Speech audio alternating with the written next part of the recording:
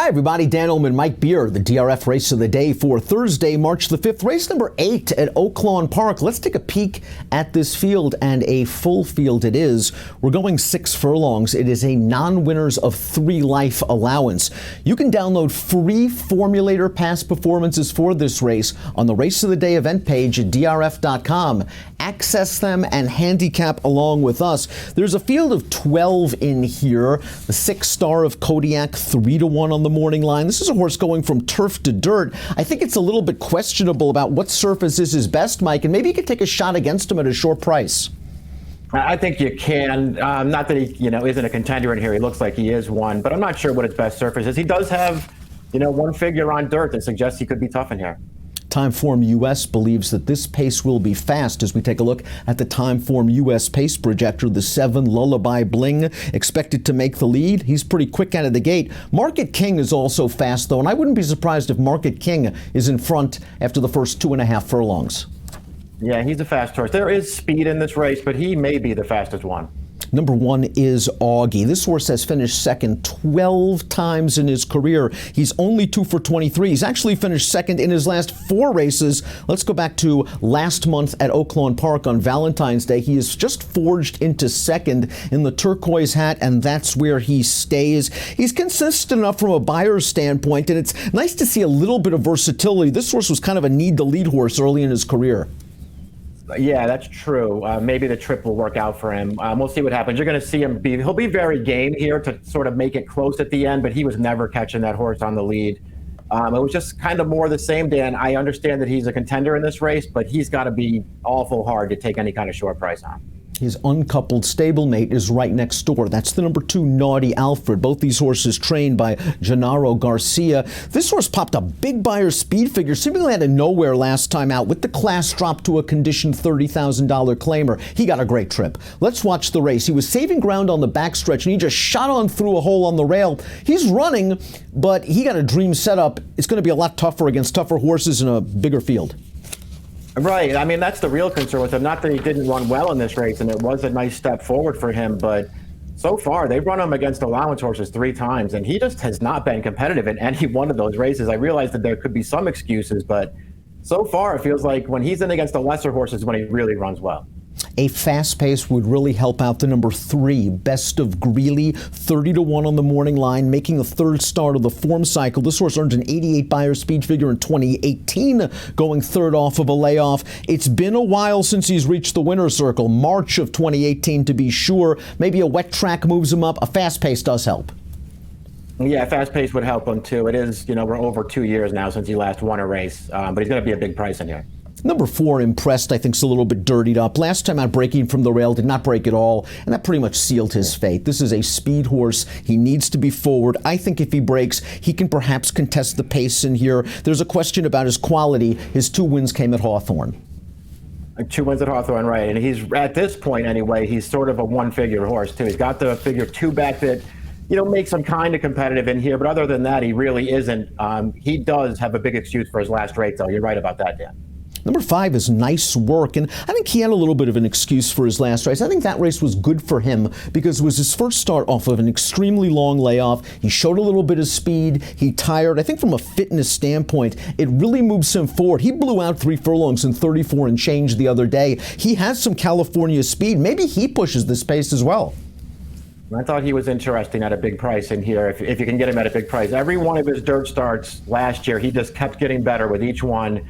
And I do think he probably needed that race last time. Star of Kodiak, the number 6, certainly has figs, whether it's turf or dirt. He is still a turf maiden. He's only raced twice on the surface, however. 2 starts back in the fairgrounds in a race that was washed off of the turf. He finished a solid second. And I guess if he improves slightly off that 89 buyer, he's right there. He's going to get the right setup probably from mid-pack. It'll be curious to see, or at least I'm very curious to see, if he can duplicate his turf races on dirt. I am too. I know he has the race 2 back that was run over a fast track. It was a race that was washed off the turf, though. I just don't know how much stock I want to put in that figure, Dan. The horse that won the race, he's a turf horse too. So I don't know. It makes me feel like I kind of want to see that again from him. Lullaby Bling, even performance last time out when unable to make the lead. He's another horse that can be forwardly placed. Time Form US believes he's going to get to the top. I don't know. I wonder if he's kind of been exposed as an allowance horse right now. He's run 17 times. I'm not sure what the upside is. And if the pace is fast, it could work against him. Yeah, I thought all the same things. You know, he didn't run poorly. I didn't think in either of his last two races, but he didn't do anything in those spots that make me want to bet him back in here.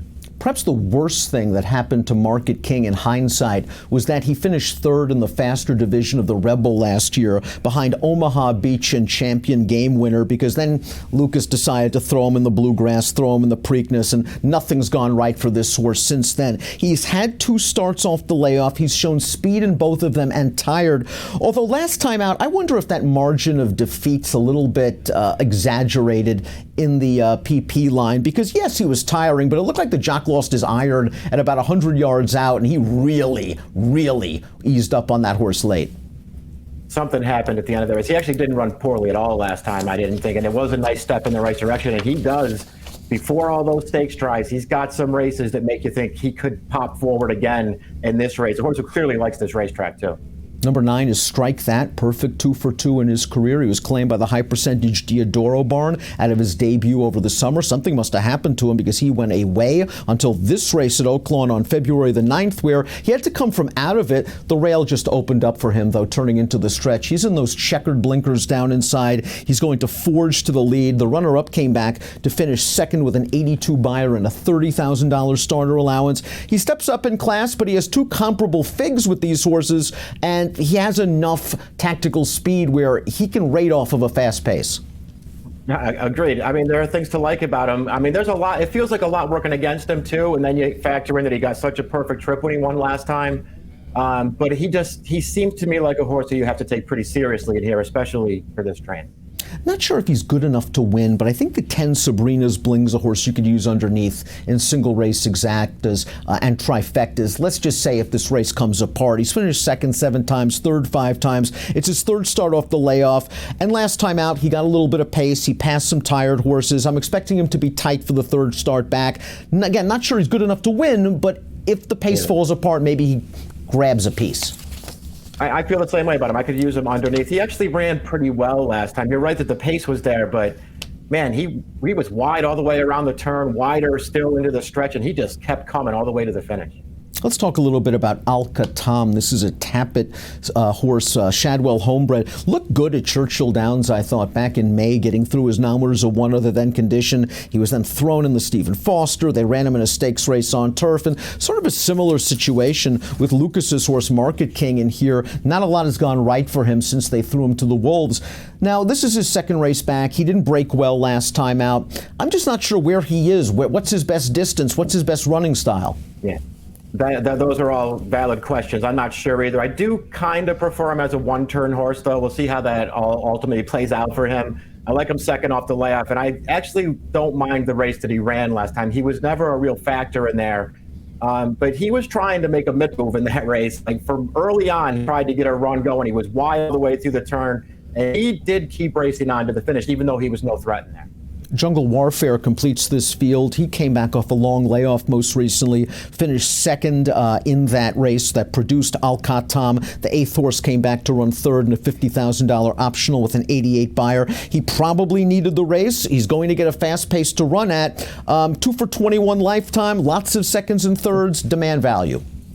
The overall record doesn't thrill you, but he's got plenty of races that make him a contender as well. This is a wide open race, Dan. I think there's a lot of different ways to go here. So you're right. Look for a price. Yeah, this race could be a war. We decided to go for a couple of prices in here as we take a look at our top picks. I don't think Market King will go off at 20-1, but I wouldn't be surprised if he's double digits again, considering that he's going to have to overcome a fast-paced scenario. But I know he's run some good races over this track in the past, and last time out, he was part of a very fast-paced and tired. I'll give him one more chance. It's a wide-open race. I think the 9 Strike That'll run well. It'll be interesting to see if Naughty Alfred, the 2, can move forward, stepping up in class. And Mike, you like the 11 Al-Khatam. He's 12-1 on the morning line.